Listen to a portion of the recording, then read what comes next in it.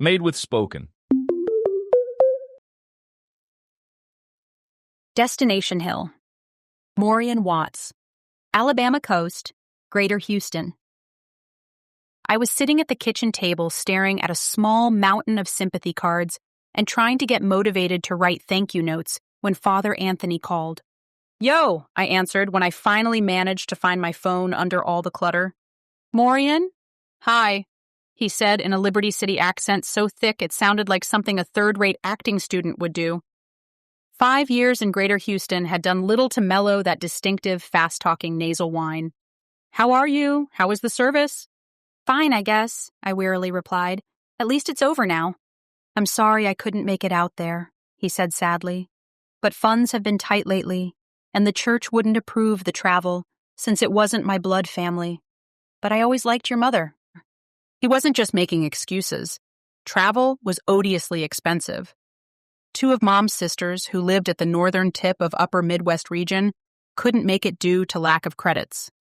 But in their guilt, they spent almost as much as they would have on shuttle tickets to send down a bunch of white lilies for me to place on the silver casket instead. Go figure. I remember when I was a kid, Mom, Dad, me, and my sister Tisha used to make the 1,800-mile trek from Liberty City down to the Alabama coast every other summer for the family reunion. But after a while, fuel got so expensive we had to do the whole thing by video. And then the price of video went through the roof. So much for family togetherness. "Well," I finally said, "Mom thought you were a bit strange, but she liked you too." Father had a good laugh at that one. "In fact," I went on to say, "near the end, when all that morphine was making her delirious, she used to fantasize about you and me getting married, which is more than I can say about any other man I've known. She thought you would take good care of me." He laughed some more, and much too hard for what my tired little joke was worth. He must have needed a good laugh about something. Maybe he was having a bad day too. But really, Mom had been right. Father would have taken damn good care of me. He already had. 8 years ago, he saved my life. I was lying comatose in a Liberty City hospital bed with minimal brain activity and a dreary prognosis after my 5th surgery in a little over a year. Mom was struggling with the decision of pulling the plug. She had requested one of the new secular chaplains to help her think things through, but wound up with Father Anthony, a new Catholic priest instead. He counseled her to wait until after the weekend before doing anything drastic. He'd been listening to my soul and thought Spirit had big plans for me. Mom most likely thought he was bonkers, but that was all the excuse she needed, so she took his advice and waited. I clawed my way back to consciousness early Saturday morning. Actually, I didn't wake up all at once. When I woke up the first time, I opened my eyes, saw all the equipment attached to me, and started to freak. At least I did as much freaking as I could with an IV in both arms, all 4 limbs attached to the bed, and a tube down my throat. But that was enough to set off a chorus of bells, beeps, and whistles and summon a bevy of nurses to the room. They unhooked me from all that they could and sedated me, I guess so I wouldn't injure myself in all my confusion. The next time I opened my eyes, I turned my head to see an olive-skinned priest dressed in a flowing garnet habit sitting beside the bed, saying the rosary. Seriously, I thought I had died. Because when Father looked up and those liquid brown eyes of his met mine, I thought he had to be an angel, even though I didn't believe in such dreck. I opened my mouth to speak, and my jaws, lips, and tongue all felt like they belonged to someone else. "Where's Mom?" I managed to croak. "I had someone from the hospital take her home for a few hours," he replied. "She really needed to sleep." He sounded as if he could have used some sleep himself. "Who are you?" I asked. "I'm Father Anthony Wills. I'm a chaplain here." I tried to lift my head to get a look at the rest of my body. I could feel the room shifting, but I managed to fight the queasiness long enough to take a quick peek. While it wasn't quite the horror show I glimpsed the last time, it still wasn't pretty. There was still an IV in each arm, and my left leg was wrapped in gauze, which was bloody in a couple of places. Not to mention that huge bandage over one of my eyes. "What happened?" I asked. "They were just supposed to fix my leg." "They did," Father insisted. "Look, it's straight." I looked again. Yeah, I guess it was straight. I tried moving it and my eyes flooded with tears, some from joy, most from pain. Easy now, Father said, placing a hand on my arm. You've had a difficult few days. What happened? I asked again. You flatlined in the recovery room. You mean I died? He nodded. Yes, you died for 15 minutes. I tried to frown, and it felt like someone was driving a steel spike through my head. Bullshit. No one dies for 15 minutes and lives to talk about it. He drew in a sharp breath like I had punched him. Obviously you do. Well, there was nothing I could say to that. I closed my eyes. God, my head hurt. And I could hear all these voices chattering away in the background. The hospital must have been very crowded, which was odd, because I knew I had to be on the terminal ward where people didn't go unless they had to. I opened my eyes again and tried to adjust the oxygen tubes in my nose. The voices got louder. The loudest was frantically yammering away in German, saying something like, cut the line, cut the silver line. What's going on? I asked Father. Are they having a party in the halls or something? For a moment, he looked at me like I'd completely lost it. What do you mean? He asked back. But surprisingly, his voice was calm. I keep hearing all these voices, I said. He said, there's a graveyard next door. Yeah. Like that was supposed to explain something. One of the voices is really loud and speaking German. He found something about that piece of news encouraging. Immediately, he sat at attention and his face actually glowed. Is she screaming for someone to cut a silver thread? He asked excitedly. Yeah, I cautiously replied, wondering how he knew. That's the woman upstairs, he explained. She suffered a massive stroke a couple of days ago, and her family is debating about whether or not to take her off life support. Let me guess. She wants to go, but her family wants to keep her around and wait for a miracle. Father smiled and nodded. Precisely! He nearly squealed. I swear, he looked happy enough to burst. Meanwhile, I was growing more baffled and frightened by the second. The voices were growing louder, so loud I could barely think. And Lord knows I had plenty to think about. Like, how did I manage to translate that German I heard so easily, and not to mention accurately, when I nearly flunked it in high school? How did Father know what the lady upstairs was saying when she obviously wasn't speaking out loud?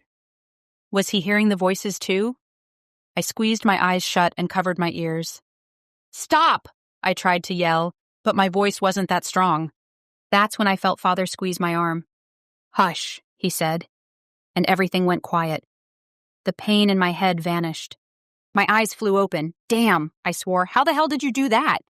He didn't give me a straight answer. He simply said, Ms. Watts, there is much to explain. Well, start explaining, bud, 'cause it's not like I've got anywhere to go. He ignored my attitude and released my arm. You've been on a remarkable journey, he began. You've died and then returned, and it has changed you. You now exist in the borderland between the ethereal and the physical. You can hear souls. I simply glared at him. What the actual fuck? I know this is a lot to take in, he said. You know you sound batshit crazy, don't you? He smiled slightly. Perhaps, but I know you know I'm not. He had me there. Even though I was kind of hoping he was batshit crazy, I knew in my gut what he said was true. I whispered, so most of those voices were from the graveyard? Yes. And I take it you can hear souls too? Yes. How'd that happen? Did you die and come back? No, I was born with the ability, and it nearly drove me mad when I hit puberty. Imagine having to navigate unbridled lust and hungry ghosts at the same time. I thought of all those goofy engravings from the Middle Ages showing witches cavorting with evil spirits and laughed a little. Father looked relieved. I guess any laughter, no matter how weak and pitiful, showed I still had a sense of humor. I can teach you how to control the voices, he said. I started to panic. You mean they're not going away? No, he replied. And why should they? They've always been there. For you, maybe. I tried to cross my arms and pout, but with the double IVs, it hurt. Ms. Watts, you'd make an excellent ghost charmer. In fact, you have the potential to be one of the most powerful ghost charmers to ever live. I looked at him like he'd grown 3 heads and a pointy red tail. Ghost charmer? Please. What a bunch of hooey. I guess they were gradually getting more popular around Liberty City. They were really big in the South, especially Crescent region. but I still thought they were basically bullshit. Mostly ghost charmers did house cleanings, which consisted of going into a house or apartment before the new residents moved in and clearing out the psychic residue of those who'd lived there before. For some reason, that sort of astral funk had really started to linger, so much so that real estate agents strongly suggested that any sales contract or lease include house cleaning services. Very occasionally, ghost charmers vanquished actual ghosts. The truly exceptional ones, and probably the only ones whose gifts were genuine, had the ability to release the spirits of the terminally ill, especially the terminally ill whose illnesses had robbed them of the ability to be fully human. I'm not sure how they did it, but somehow they could dive into the chaos of a vegetative state, coax the spirit out, and then release it to wherever spirits went when they lost the flesh. The person always died peacefully in their arms. It was a better alternative than cutting off life support and starving someone to death. Even those who were violently opposed to euthanasia by any other means would employ the services of a ghost charmer.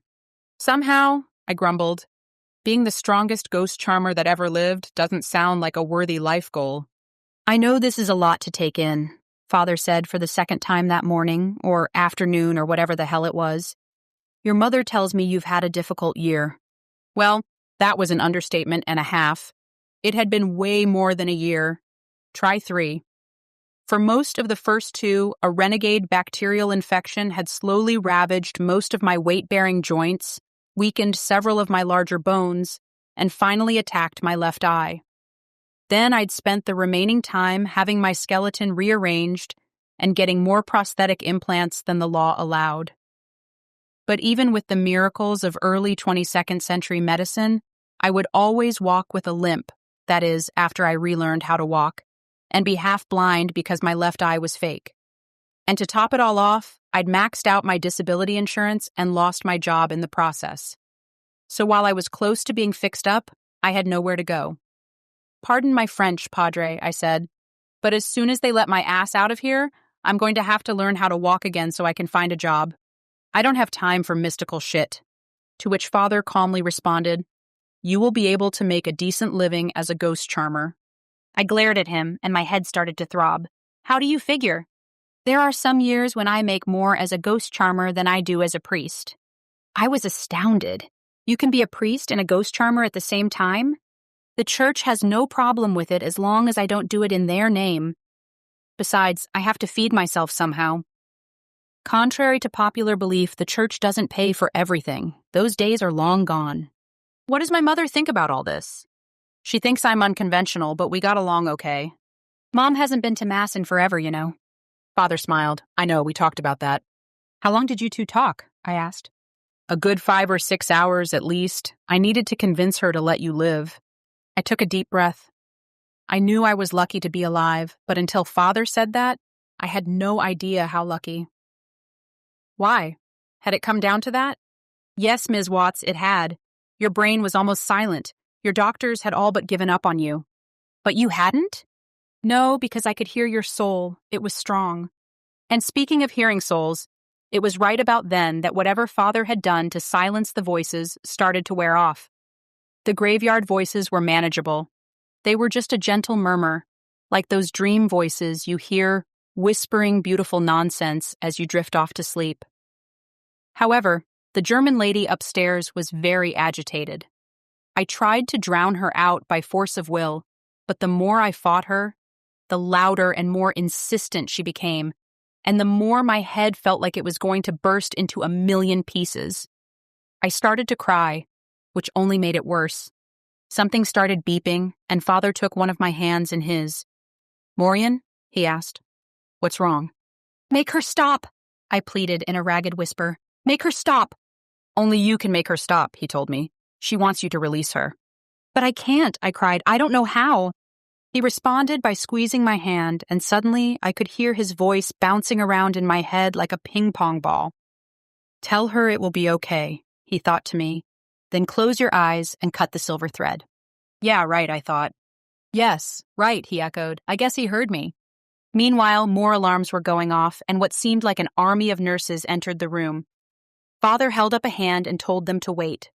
"But I really don't speak German," I whined aloud. "It doesn't matter. Her soul will understand." No way could it be that simple. But at that point, my head hurt so bad, I was willing to try any fool thing. I followed his instructions as best I could. I whispered to the voice that it would be okay. And then I closed my eyes and imagined a glowing silver cord flying apart in outer space. At first, nothing happened. Then, I heard a strange sound like the wind blowing backwards, and with that curious wind, all other sound was swept from the room. I had never heard or felt a silence so complete. I thought maybe my eardrums had shattered and I'd gone deaf. Time held its breath and I felt something lighter than a feather brush against my lips. I thought, did someone just kiss me? Then suddenly, the world lurched back into motion. I broke into a cold sweat and opened my eyes. Father had somehow moved across the room and 2 nurses were leaning over me, looking worried. "Ms. Watts," one of the nurses asked, "are you okay?" I looked to Father for an explanation. "This is just one example of what you can do," he said. That's when the other nurse asked, "Has he been bothering you? Because sometimes he can be a bit strange." I was too stunned to speak. I gingerly touched my lips to see if they were still there. "Are you okay?" the first nurse asked again.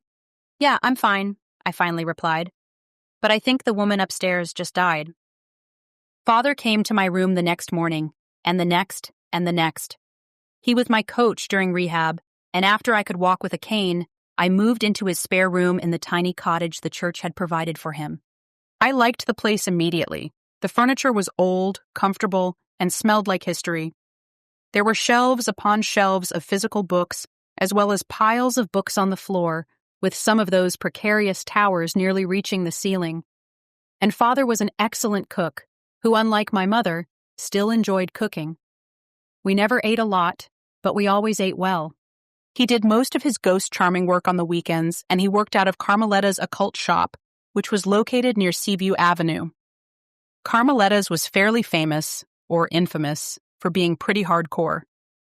In their display window, they had a hand of glory, supposedly the pickled left hand of a murderer that would allow you to open any door, flutes rumored to be made from human bones, as well as assorted pentacles and fetishy implements of destruction.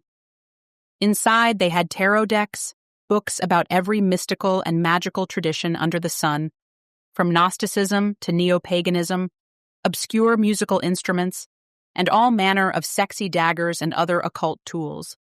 The place also had a rep for being a pickup joint, especially among underground artists and musicians, and a whole lot of cruising went on in that main room. It was sure a hell of a lot more interesting than your average singles bar. I know back when I was in college and wanted some cheap entertainment, me and my friends used to go to Carmeletta's and make bets about who was going to hook up with who.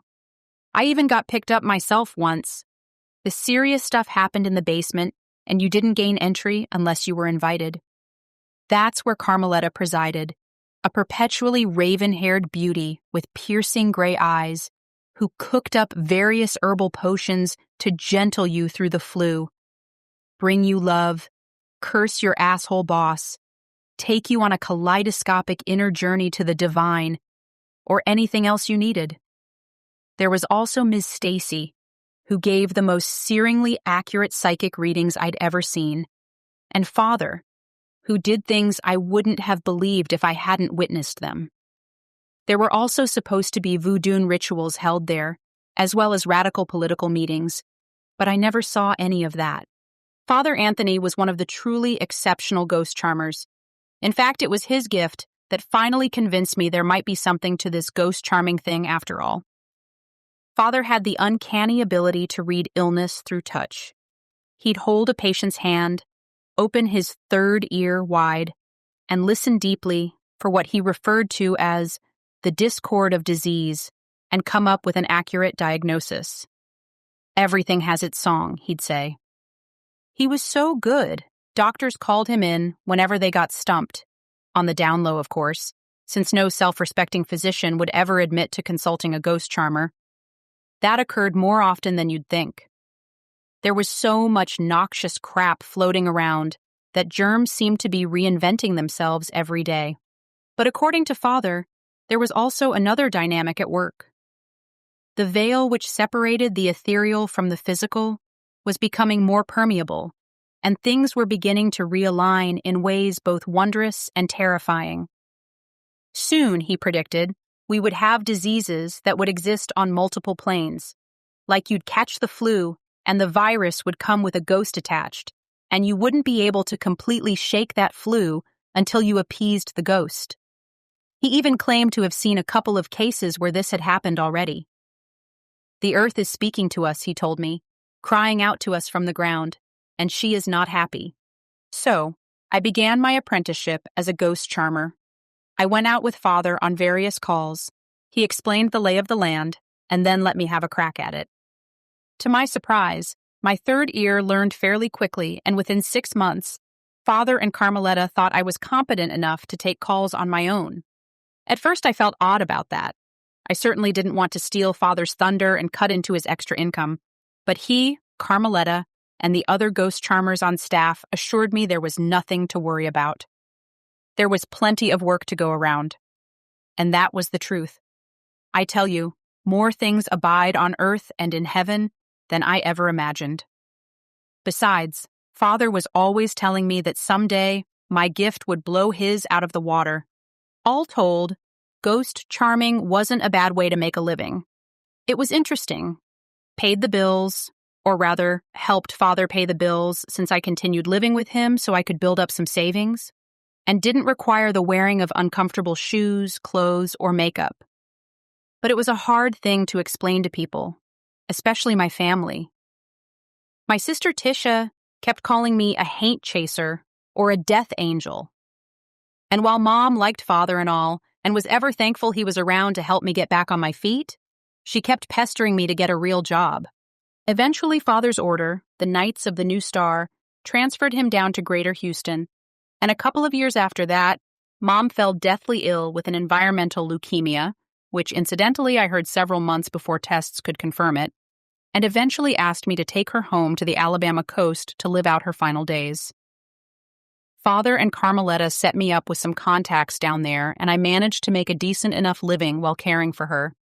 Father and I kept up a lively correspondence, and occasionally, when a client had the credits to spring for it, he and I would meet to work on a case together. The distance never seemed to weaken our bond.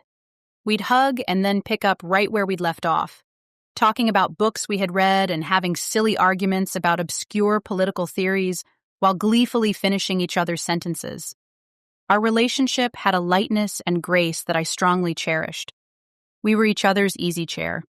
Of course, this used to confound the hell out of some of my friends who saw us together in public, mostly because when Father was ghost charming, he wore nothing obvious, which identified him as a priest.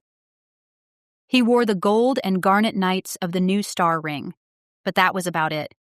So, for all my friends knew, I was just hanging out with this incredibly gorgeous older man and not taking advantage of it. Or else I was secretly taking advantage while lying through my teeth about it. But I never looked at Father that way, not even once. Besides, even if I had, I doubt anything would have happened. But even some of our clients mistook us for a couple. I remember when I went to release a soul on my own for the first time, and Father went with me to observe. He stood back and listened as I explained the whole releasing process to the loving wife who was soon to become a widow. Apparently, he was looking on with such doting affection, he was positively glowing. Our client remarked, "That's so kind and thoughtful of Carmeletta to send over a couple. That way I know you will understand." I was thoroughly confused. "But we're not a couple, ma'am." She placed a hand on my shoulder, smiled, and winked. "You could have fooled me."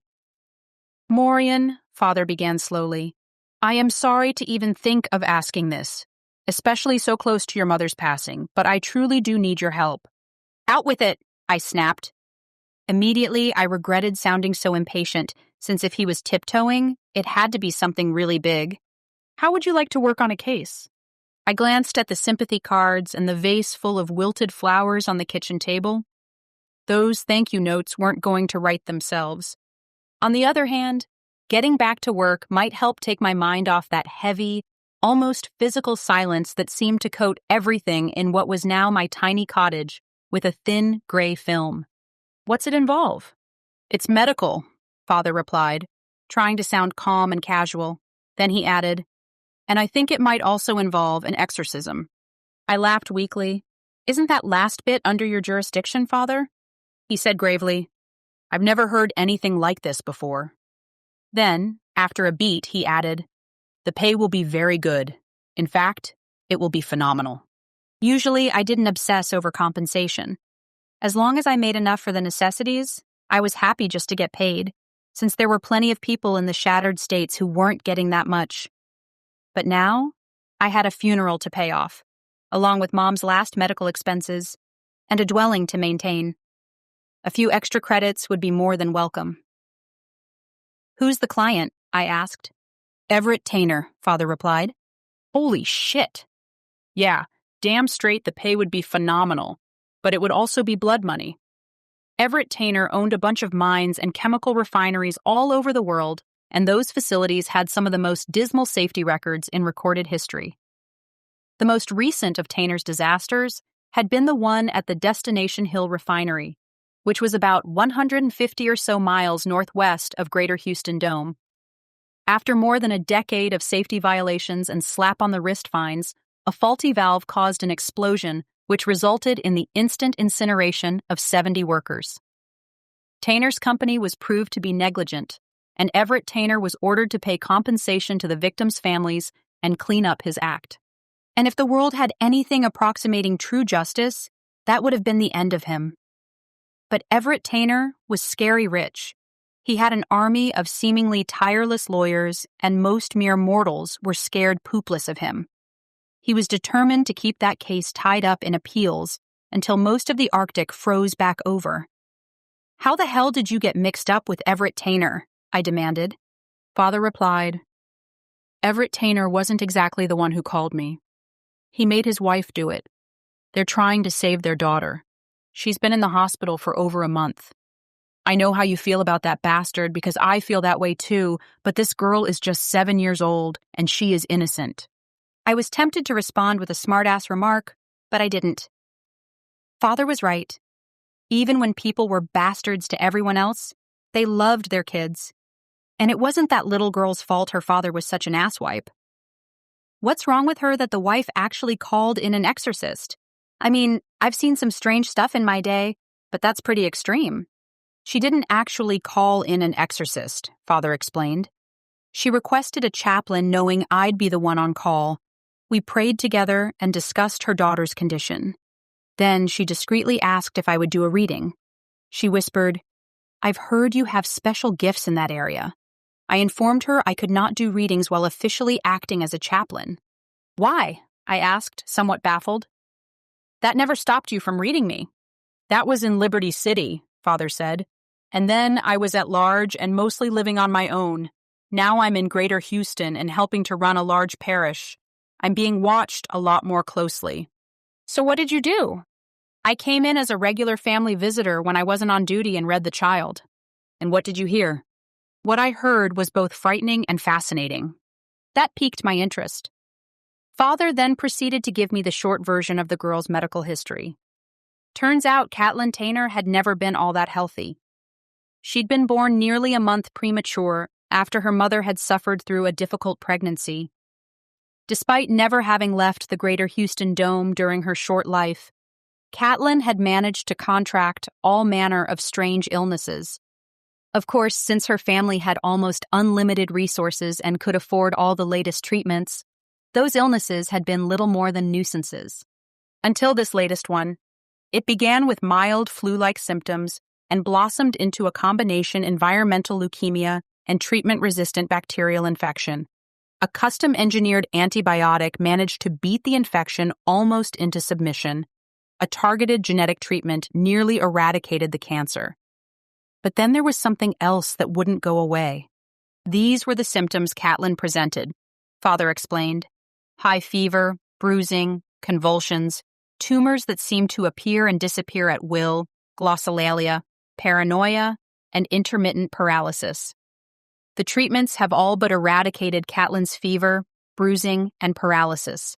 But she's still got these strange growths that show up on scans only to vanish a couple days later. She still babbles, sometimes quite angrily, in an unknown tongue, and she has these fits of being absolutely terrified of her parents. Any evidence of brain or nerve damage? I asked. No, Father quickly replied. Mental illness? Negative. Even though Catlin is sickly, her mother claims she's happy and well-adjusted. She has plenty of friends. Several of them have sent heartfelt video messages to the hospital. And as for the rest of the family, Everett Taynor might be an evil son of a biscuit, but technically he's sane. Silence. Father had rambled for at least 15 minutes, but he still hadn't answered my initial question. What exactly did you hear? I asked again. He let out a long sigh and said, something the likes of which I never hope to hear again. It was very faint, buried deep, frankly almost beyond my ability to detect. But I could plainly feel the emotions attached to whatever it was. There was fear, shock, and agony, yes, incredible agony. I had to break the link. I couldn't bear to listen anymore. Morian, he concluded, I do not believe in a physical hell, but what I heard sure sounded like it. I sucked in my breath. Father did not mention things like hell lightly. If he said something sounded like hell, he wasn't going for poetic effect. He meant it. I finally got up the nerve to ask the question that had popped into my mind as soon as he mentioned Catlin's name. Father, do you think it's finally happening? He seemed momentarily confused. Is what finally happening? The disease on multiple planes. Do you think some entity from beyond the veil is in league with the cancer and the infection? To my surprise, he actually started laughing. I guess he was relieved that I was the one to name the monster instead of him. Oh, Morian, he said, I'm so glad I called you. You have that wonderful clarity and bluntness I admire. Well, thank you, I said, I think. Silence. I asked, so what do we do now? We have to deal with the haunting somehow, Father replied, because if we don't stop whatever it is, Catlin will die. I argued, but didn't you say the genetic stuff and the special antibiotic had all but wiped out most of the symptoms? Maybe if you wait, the other stuff will work itself out. Yes, but she can't keep receiving the treatments forever. They could kill her before the actual sickness does. You know how that stuff works. Yes, I certainly did. I'd seen it with Mom. She'd endured the nausea, hair loss, dry mouth, dizziness, poking and prodding, and steady loss of dignity for almost 1.5 years before she finally said, Screw it, Maury. Get me a shitload of morphine and take me down to the cottage. I want to die at home near the water. And Mom was a grown woman and a fighter. Catlin's treatments had been much less primitive. Still, I couldn't imagine what that would be like for a child. I asked Father, what do you want me to do? First, I want you to come out here and read Catlin, he replied. Everett Taynor is more than willing to cover your travel and lodging as well as any additional fee you name. The sky's the limit, Maury. He's that desperate. The sky's the limit. I stole another glance at the pile of cards on the kitchen table. Somewhere in that pile were Mom's last medical bills from Liberty City. I really, really needed those credits. Still, I wasn't sure what good I could do. Father, the man who usually met all manner of weirdness with a cavalier shrug of his shoulders, was truly afraid, and I didn't relish getting anywhere close to the source of his fear. After we read her, what next? Same thing we always do. We talk to whatever it is and get it gone. But we've never done anything quite like this before, I objected. And we've never worked with someone that young. You can do this, Father said confidently. You are strong. Besides, together, we have never failed. Well, he might have had a point there, but on the other hand, we both knew there was a first time for everything. Okay, I'll do it, I finally decided. 10,000 credits, plus incidentals. Silence, complete and total. For a while there, I couldn't even hear Father breathing. Maybe the connection had died? Or perhaps my fee was too high. I was being a little outrageous. Then Father said, I think you can get away with charging him 15,000. I charged him 20. I started giggling. Father, you sly capitalist pig, you. I'm donating it all to the parish, he said quickly. I'll make sure some good comes out of this. Somebody needs to. Father called the next day with travel arrangements. Taynor would send a limo to the cottage early that Friday morning, and then we'd drive into Mobile and take a private shuttle the rest of the way to Greater Houston Dome. If the mist wasn't bad, and we arrived at the Dome on time, I'd spend Friday night at the Eden Hotel and be driven to the Greater Houston Dome Hospital early Saturday morning. If I landed in Greater Houston late, which was actually more likely since it was late July and the mist was so thick as to be almost solid in some places, Everett Taynor would let me rest at the Eden until after Mass on Sunday. Taynor's embarrassed as hell to be flying in a ghost charmer, Father told me, but he really wants this thing to work. It was thoroughly surreal to listen to Father rattle off the itinerary. Limos, private shuttles, Greater Houston Dome, the Eden Hotel. Those were things and places I'd only read about or seen online. I'd only been in the seedier sections of Liberty City Dome. I wished I was traveling under better circumstances. Then I could have enjoyed all the luxury. But as it was, I felt like an animal being fattened and prepared for sacrifice. The sky was the color of a bridesmaid's dress, a subtle, creamy mauve, when Taylor's driver came to collect me. Thankfully, the limo was modest-looking and unmarked. It would give the neighbors less to gossip about. For all they knew, I was still negotiating with the funeral director. As the driver bent to pick up my single bag, he noticed the large gray patch on the left knee of my Haz suit. He was sporting a top-of-the-line silver one printed with his name, Alfonso, and the purple and black Taynor Holdings logo on the suit's left breast. "Ms. Watts," he said in a fatherly tone, "you should probably be thinking about new gear soon. You live in a 3D zone, and patches are only supposed to be a temporary fix." I forced a smile. "Maybe after this job is done, I'll get me a fancy suit like yours," I almost said, but I held my tongue. I didn't want to get branded as uppity. Alfonso also noticed my limp on the way to the limo, as well as the serpent-shaped cane I'd inherited from my grandmother. "That's an interesting walking stick," he observed. "It looks very, wizardly." "I'm a ghost charmer, not a wizard," I said as pleasantly as I could manage. Fortunately, Alfonso had the good sense to keep his mouth shut after that, although his silence had little to do with me. The ride from the cottage to Mobile was challenging, to say the least. Visibility was next to zero for most of the trip, and in a couple of places, it was zero. Alfonso drove by sensor. At one point, I was making so many anxious, squealy noises that he morphed the back windows to opaque so I couldn't see anything. Not that there was all that much to see anyway. We made it to the shuttle port in good time. Alfonso parked the limo in Taylor Holdings' private area and loaded me and my bag onto one of the 5 company shuttles parked in the hangar. It was one of the smaller ones, with only room for 4 passengers and the driver/pilot. After serving me a light lunch with wine, he retreated into the cockpit. "When's the last time you flew?" he asked over the intercom. "Never," I replied. "Every shuttle I've ever been in kept to the ground." "Well, then you're in for a treat, Ms. Watts," Alfonso said in his best tour guide voice. "I'll try to get us high enough so you can see the sun." He made good on his word without being an obvious daredevil. He ascended slowly through the mist, and eventually we were surrounded by a clear sky saturated with the colors of a postcard-perfect sunset. Orange, pink, red, rosy lavender. I could see the actual sun ahead of us, a glowing red-orange orb in the sky. I looked as long as I could, which wasn't long, before shutting my eyes. The sight left me somewhere between angry and impressed. People like the Taynors got to see beautiful shit like this all the time and took it for granted, while the rest of us were stuck with a thick, glowing mist at best, and total darkness at worst. We arrived in Greater Houston a little after 9 o'clock. Alfonso expertly landed the shuttle, and then we went through decon and checked our Haz suits, after which he showed me to another limo and drove to the Eden.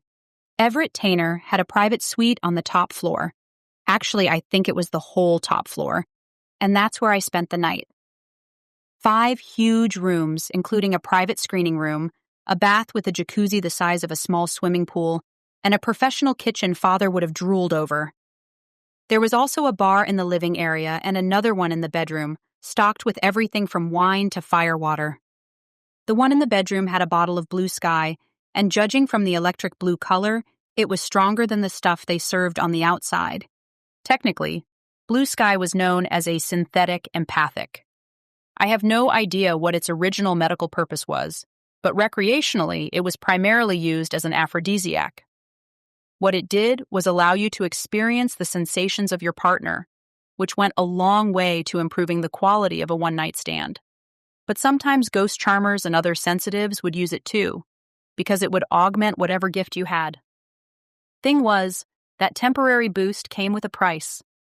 Yeah, it made you more sensitive, but it also made you more vulnerable.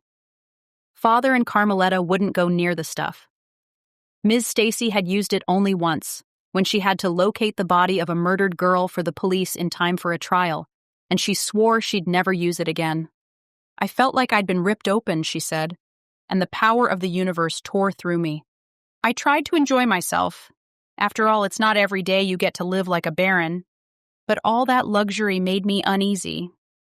I barely ate any of the mealroom service brought to me.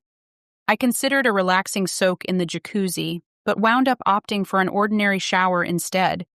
I was too damn anxious about the morning trip to the hospital, which was then only mere hours away. I wondered, would Taynor get his money's worth? Would Father and I manage to save that little girl's life? I barely got any sleep. That's what prompted me the next morning to uncork the bottle of blue sky and pour just a tiny bit into a shot glass. It wasn't much. I barely filled the glass halfway. And I figured at most I was giving myself a purely psychological boost. I didn't expect anything monumental to happen. It had a pleasant taste, sort of sweet, spicy hot, and warmed my insides like good brandy. The door buzzed, and I went to answer it. I looked through the peephole. It was Alfonso, dressed in a gorgeous tan linen suit, looking more like an upscale prom date than an official escort. I opened the door. "Hello, Ms. Watts," he said. "You clean up nicely." Then he frowned a little. "Although Mr. Taynor does prefer women in dresses." "Screw him," I said. "I don't do dresses. I've got scars on my legs." I grabbed my cane and we went downstairs to the limo.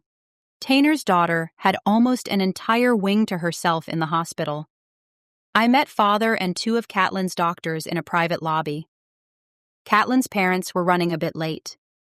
Father and I greeted each other with our customary hug, but as soon as I touched him, I felt him stiffen. I figured it was because he was nervous about what was to come, but that wasn't it. "What's wrong, Maury?" he thought to me. "You feel a bit off." Luckily, the blue sky didn't cross my mind, or Father would have read me the riot act right then and there. And that's precisely what those doctors and Everett Taynor didn't need to see: division in the ranks. I barely slept, I thought back. Father squeezed my hand for encouragement. "Come on, Maury. Keep your head together. We can do this." Just then, Everett and Ajana Taynor entered the lobby like they were walking the red carpet. Both of them looked impossibly telegenic for that hour of the morning. I walked up to Everett Taynor and introduced myself, taking care to shift my walking stick from my right hand to my left. Father had warned me Taynor was a bit superstitious, and he would have freaked if I had extended my sinister hand, even if it was in peace. "I'm Morian Watts," I said. He looked me over and seemed less than impressed. He didn't bother with a handshake. I think he might have been afraid to touch me. I'm not sure if it was because I was a ghost charmer or because I was an outsider. Probably a little of both. He said, "I'm Everett Taynor. Do you think you can help my daughter?" "I will try," I told him solemnly. Maybe I should have been more confident, but I didn't want to give him any false hope. I had no idea what I'd encounter in Catlin's room. Meanwhile, Mrs. Taynor was casting wary glances at my cane. The snake upset her. I could hear her mentally crossing herself, and that's when it hit me. Wait a minute, I thought. I can hear her, and I'm not even trying to read her. Oh, damn. How much of that blue sky did I drink? "We will have to suit up before we see Catlin," one of the doctors announced, mostly for my benefit. "She is no longer contagious, but her immune system has been compromised. The suits are for her protection." A nurse already dressed in proper gear appeared seemingly out of nowhere, and distributed clean suits. Me, Father, and the doctor slipped into ours without much trouble, while the Taynors were hesitant. I knew they understood how a clean suit worked, and that they'd definitely worn them before, but they still hadn't gotten used to the idea they could be a threat to their daughter just by standing there and breathing. I really felt for them. Their cushy domer lives hadn't prepared them for that sort of powerlessness. "Well," Everett Taynor announced as he made some final adjustments to his mask, "let's go." We walked down a short hallway to Catlin's room. One of the doctors punched in a key code to unseal the door. Once the door hissed open, we silently filed in, and the doctor sealed the door behind us. There'd be no escaping now. Except for all the medical equipment, much of which looked to me like pure science fiction, Catlin Taynor's room didn't really look like a sick room. It had a skylight, comfortable homey-looking furniture, a huge flat-screen TV attached to a primo sound system, and stuffed animals all over the place. Catlin was curled up in bed asleep, looking for all the world like a typical little girl drifting through dreamland. But even from across the room, I could sense that sleep wasn't natural. "Who drugged her?" I angrily demanded. "She needs to be conscious. I need her consent." "Ms. Watts," Everett Taynor explained impatiently, "for over a month my daughter has been fighting for her life. She needs some rest. Father Anthony assures me you're strong enough to handle this." I stole a glance at Father. No way would he willingly agree to such foolishness. He was adamant about consent. Diving into someone's soul was more intimate than sex, and to do it without asking was the worst kind of rape. Plus, Catlin was only a child. Suppose she awakened in the middle of a nightmare. But the great Everett Taynor was paying, and what he wanted, he got. "Go ahead," Father said. "But she's never even met me," I objected. "I explained things to her as best I could," Father said. "Besides, I've read her before. She has some idea what it feels like." I cautiously approached Catlin's bed. I did not feel good about this at all. I felt like I was walking up to the electric chair. And all the while I heard voices, but not from the dead. I was picking up the stray thoughts of everyone in the room. One of the doctors was intrigued by me, while the other was definitely not amused. The nurse had worked a double shift. She was hungry, tired, and wanted to get back home to her own children. Father was wondering what the hell was wrong with me. He knew I could sometimes be loud, as he called it, but why was I leaking so much static? Was I that nervous? Everett Taynor was both embarrassed and fascinated by me, and idly wondered if all girl haint chasers were so fricking ugly. Ajana Taynor wasn't sure if I was light or dark, but she thought I was her only hope. And Catlin? The sedatives had obliterated all thought and dream. All I could hear was the sound of her sickness. It was fairly quiet, which meant the treatments were working, but unlucky for her, that quiet wasn't peaceful. The leukemia and infection were coiled together in a restless slumber. If Catlin stopped getting the drugs, the sickness would quickly rise again to strike. I also heard something else. I heard it before I laid a hand on Catlin, even before I lowered the rail on her bed. It sounded like a stiff winter wind whipping through a broken building. It sounded like a hurt and hungry puppy pitifully whimpering in a corner. It was by far the saddest and most lonesome sound I'd ever heard, at once strangely moving and deadly. If this was anything close to what Father heard when he read Catlin, I could understand why he needed to break away. It was a song that could pull you in, then drag you under to your doom. But unfortunately, I didn't have the luxury of walking away. I needed to get closer and listen deep. I climbed into bed with Catlin, spooned myself around her wraith-like body, and wrapped an arm around her waist. I shut my eyes and aligned my breathing with hers. I swear, that blue sky was making things way too easy. As drugged as Catlin was, it should have taken at least an hour to even establish a link, and I should have encountered more resistance as my soul intertwined with hers. Instead, I fell straight to her center, and the music, which had sounded like the world's eeriest lullaby, exploded into a cacophony of pain. It was like a bunch of howling coyotes had decided to hold a convention in an echo chamber. Damn, it was loud! and my head hurt worse than it did in the hospital room in Liberty City. Suddenly, I found myself in a desert, the sand swirling around me in a whirlwind. Soon that sand was no longer sand, but a thick rope made of fire. Holy Ezekiel! I was awestruck. In all the readings I'd done, I'd never received a vision so rich. Hell, I'd never received a vision at all. In the real world, I was half blind and no longer trusted what I saw. Forces from beyond the veil did not usually speak to me in pictures. It must have been the blue sky. The fire rope asked, no, demanded, that I touch it. So I reached out, and a searing pain pierced me straight through to the heart. Then a strand of rope fell away and extinguished itself at my feet. After that, a name floated above the howling. Domingo Manuel Rodriguez, I thought. Or maybe I whispered it aloud. I'm not sure.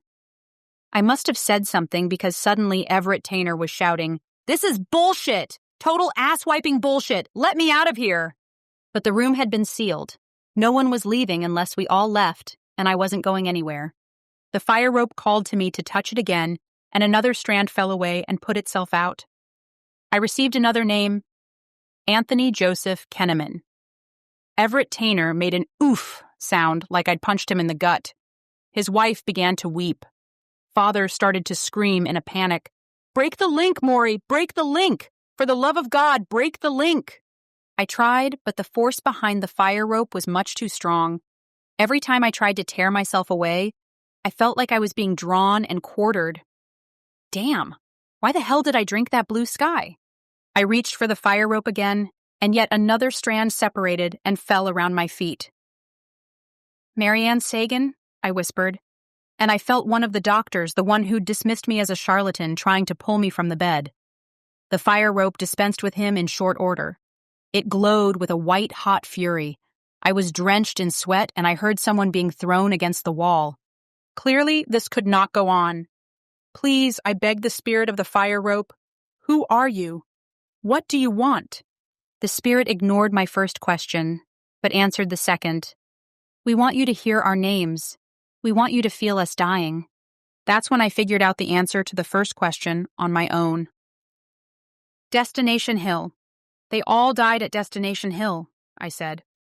And I know I said it out loud because I heard Ajana Taynor go from weeping to keening, and Father mumble something like, "I should have known." "Then tell me," I begged the fire rope. "Tell me your names. I will bear the terrible heat of your memory and make certain your stories don't fade with the wind. But leave this little girl and her family alone, please."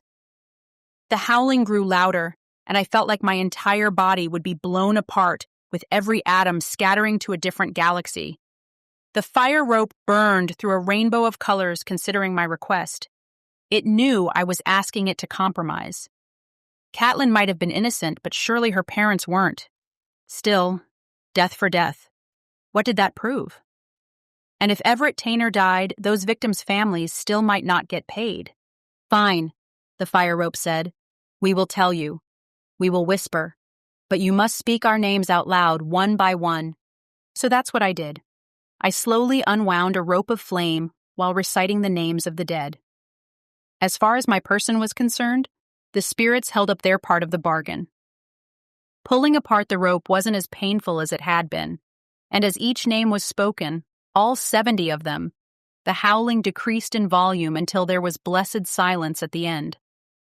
I severed the link between Catlin's soul and mine, opened my eyes, and nearly fell out of the bed, and actually would have if Father hadn't been close by to catch me. I didn't know if what I'd endured had done any good, but I could plainly see it had done some harm. The doctor who'd tried to pull me from the bed was now leaning against the wall with a makeshift splint on his right arm. The nurse looked at me as if I'd crawled out of hell. Everett and Ajana Taynor said nothing.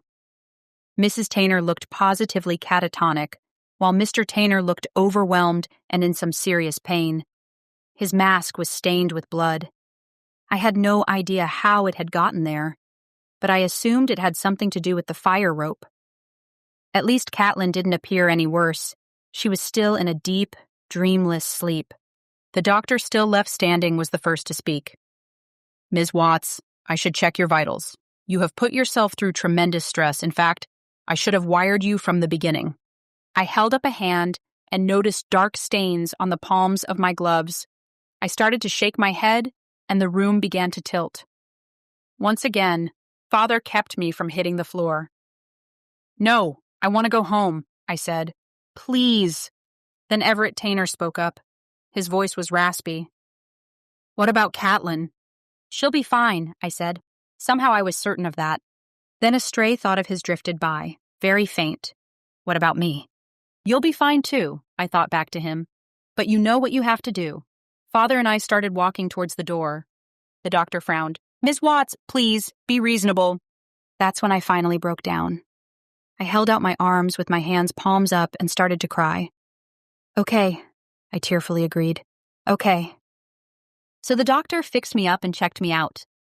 Alfonso, who'd been waiting in some undisclosed location, then came and drove me and Father back to the hotel. The two of them helped me into bed.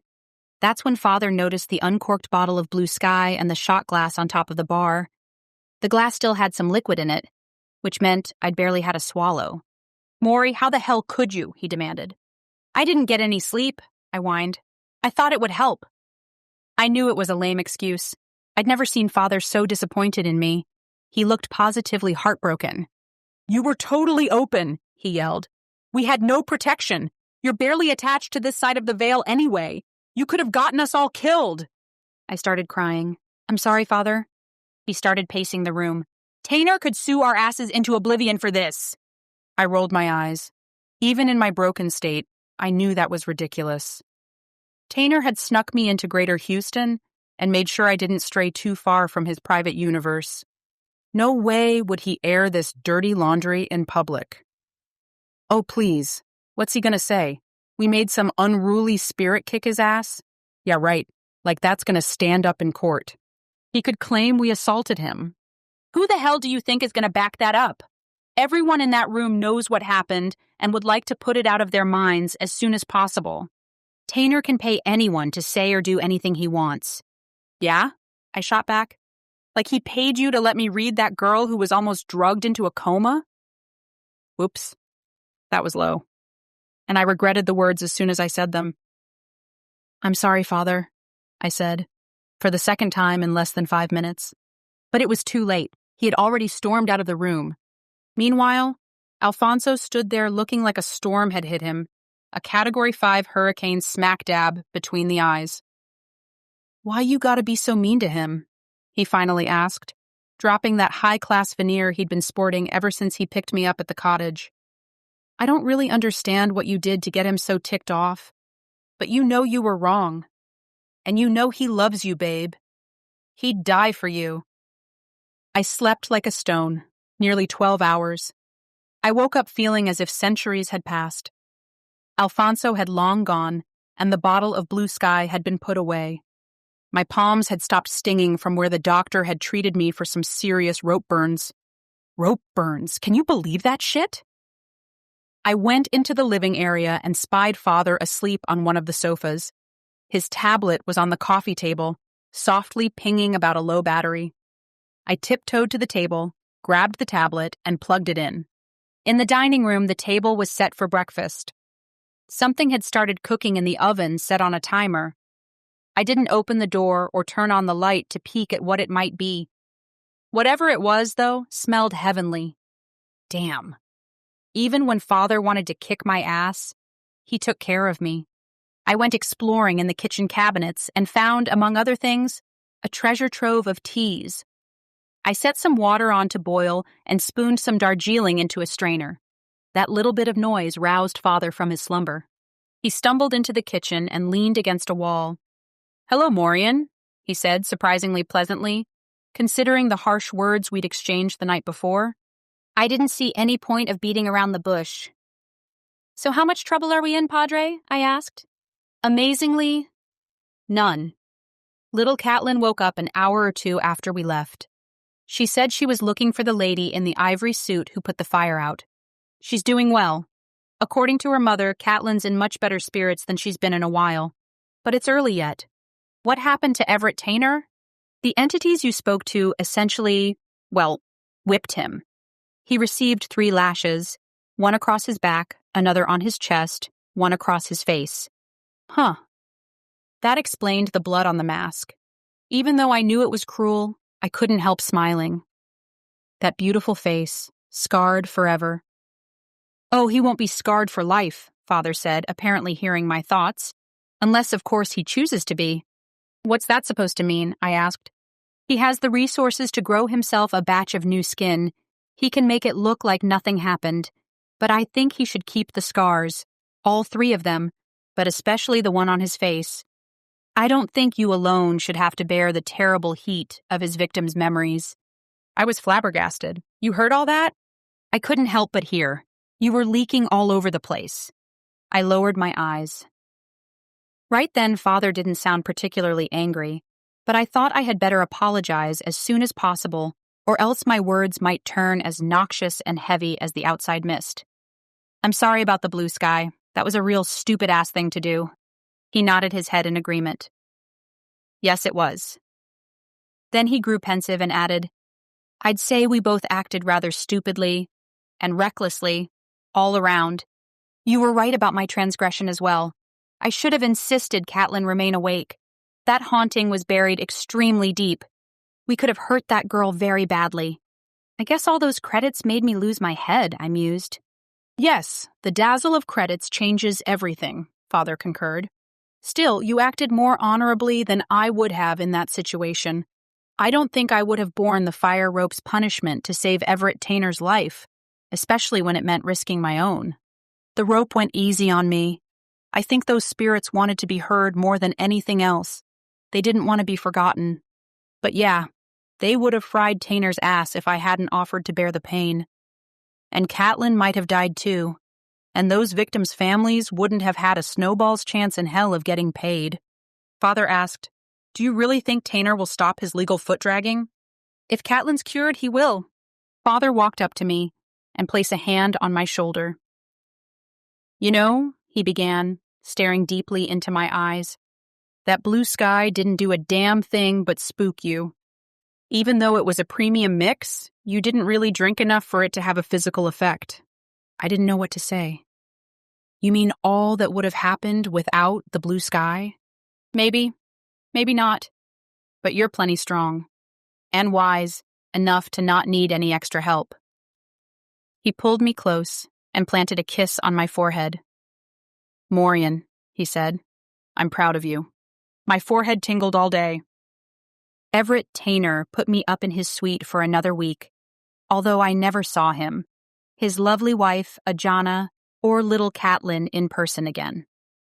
Alfonso came by every morning to give me updates on Catlin's condition and to show me the sights of Greater Houston Dome, a whole week of living large, running around in my bare clothes. Still, I was glad to get back to the cottage. About a month later, I received a handwritten note from Ajana Taynor. She spent a few choppy sentences thanking me for saving her daughter's life. Then, in an angry scrawl, she wrote, Everett and I are separating. I think I knew why. He paid the families of the Destination Hill victims, probably because his company's stock was tanking, but ditched the scar on his face. Father had actually seen the scar once and said it looked like someone had tried to slash his face in half with a machete. Everett Taynor would pay his fine. After all, he was used to doing that. But no one could force him to be ugly. I don't know if Mrs. Taynor was subtly accusing me of breaking up her marriage, since as far as I knew, it was mostly a sham. Alfonso said the reason there was a supply of blue sky in the bedroom bar was because that's where Taynor would entertain his mistresses. Still, I felt bad. Maybe if I'd let that fire rope whip Taynor's ass a little harder, things would have turned out differently. Maybe he would have really changed. Finally, Mrs. Taynor enclosed a crayon drawing of Catlin's, which wasn't bad for a 7-year-old. A woman who sort of looked like me was standing on top of a sandy mountain, hurling snakes of flame like thunderbolts. P.S., Ajana Taynor wrote, Catlin dreams about you all the time. Professional audiobooks in a click.